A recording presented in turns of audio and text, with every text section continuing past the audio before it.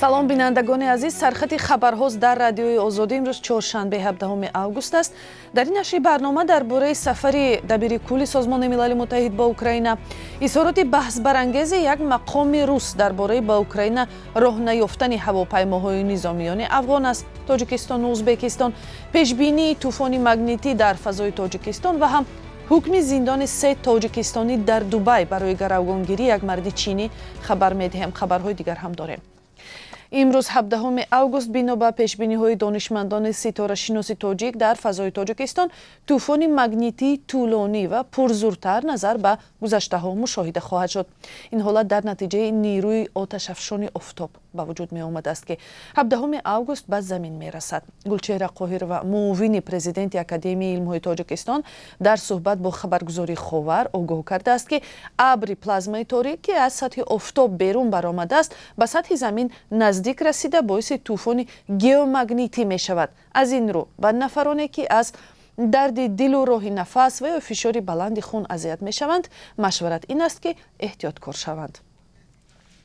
дабири кулли созмони милали муттаҳид Антонио Гутерреш ба Украина сафар мекунад ва рӯзи 18 август, яъне фардо, бояд бо президентони Украина ва Туркия дидору мулоқот кунад. дар ин сафар ӯ инчунин аз нуқтае дар соҳилҳои баҳри Сиёҳ дидан мекунад ки аз он ҷо ҷараёни содироти гандуму дигар маҳсулоти кишоварзии Украина ба хориҷа ба роҳ монда шудааст.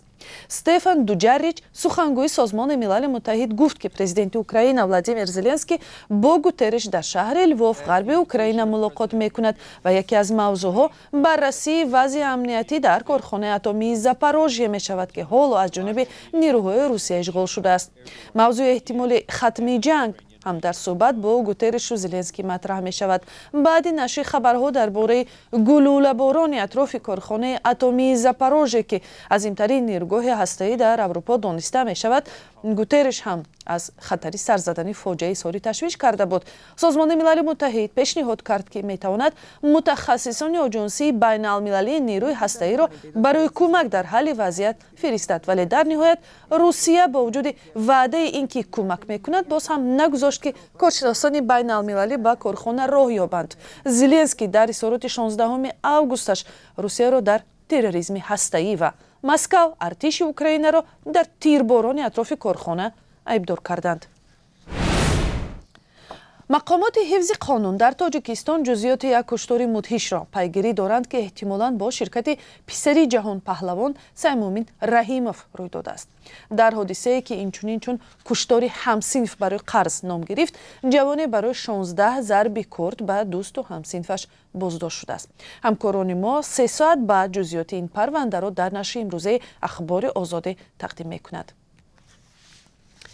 як мақоми Русия мегӯяд Москав хостори ин нест ки беш аз 100 адад чархболу ҳавопаймоҳое ки соли гузашта аз ҷониби низомиёни афғонистонӣ ба хоки Узбекистон ва Тоҷикистон интиқол ёфтаанд, ба Украина роҳ ёбанд.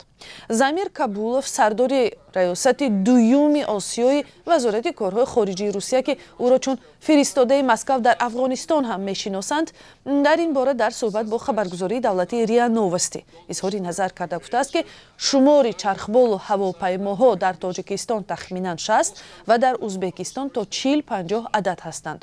Толибон борҳо бозгардони чархболу ҳавопаймоҳоро талаб карданд, вале як мақоми калони низомии амрикоӣ дар сафараш ба Тоҷикистон гуфта буд ки ҳавопаймоҳо аз Тоҷикистон ба Афғонистон бурда намешаванд ва шояд онҳо ба ҳукумати Тоҷикистон дода шаванд.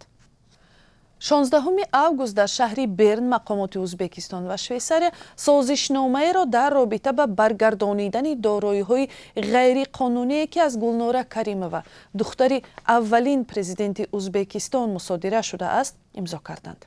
131 миллион доллари мусодирашуда ба хазинаи рушди Созмони милали муттаҳид дар Узбекистон ирсол мешавад ва ба нафъи 35 миллион аҳолии ин ҷумҳурии Осиёи марказӣ масраф хоҳад шуд. Гулнора Каримова дар фасодкорӣ ва пулшӯии бештар аз 865 миллион доллар айбдор мешавад ки гӯё ҳамчун пора аз 3 ширкати мобилӣ MTC, Wimpelcom ва Teleasanera гирифтааст. Гулнора Каримова соли 2015 дар Узбекистон ба 5 соли зиндон маҳкум шуда буд. моҳи марти соли 2020 ӯро дубора ба 13 солу 4 моҳи дигар барои айби ғорати маблағҳои буҷа ва бастани созишномаҳои хилофи манфиатҳои Узбекистон, инчунин бо роҳи тамаҷҷӯӣ аз худ кардани молу мулки ғайр гунаҳгор карданд. дар шаҳри Дубаи Имороти Муттаҳидаи Араб 3 шаҳрванди Тоҷикистонро барои рабоиши як марди чинӣ ба 6 моҳи зиндон маҳкум карданд. як вебсайти маҳаллӣ бо такя ба маводи додгоҳи таҷдиди назарии Дубай навиштааст, ки бар асоси қарордод бо фармоишгар шаҳрвандони Тоҷикистон марди чиниеро ки ба ҳамватанаш 20 000 дирҳам, яъне муодили тахминан $5,500 амрикоӣ қарздор будааст, рабуда ба канори шаҳри Дубай бурда ӯро таҳдид карданд. полиси Дубай бар асоси сабтҳои дурбинҳои назоратӣ тавонистааст ҷиноятро ошкор ва ҷинояткоронро боздошт кунад.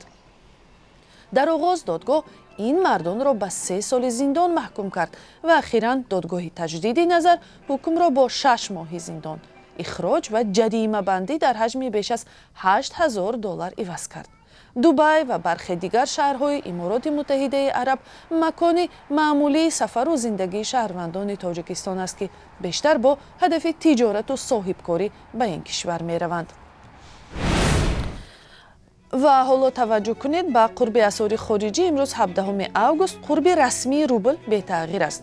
Бонки Миллии Тоҷикистон 1000 рубли русиро мисли дирӯз 163 сомонию 50 дирҳам муайян кардааст. $1 амрикоӣ ҳам мисли сешанбе 10 сомониву 25 дирҳам буда, вале евро каме арзонтар шуда 10 сомониву 41 дирҳам муайян шудааст. вале дар бонкҳои тиҷоратӣ қурби пули хориҷӣ метавонад каме дигар бошад. ташаккур барои ҳамроҳиятон. То ин лаҳзаҳо хабару гузоришҳои бештарро дар сомонаи радиои Озодӣ бинед ва ҳам 3 соат баъд дар нашри нави барномаи ахбори Озодӣ вомехӯрем.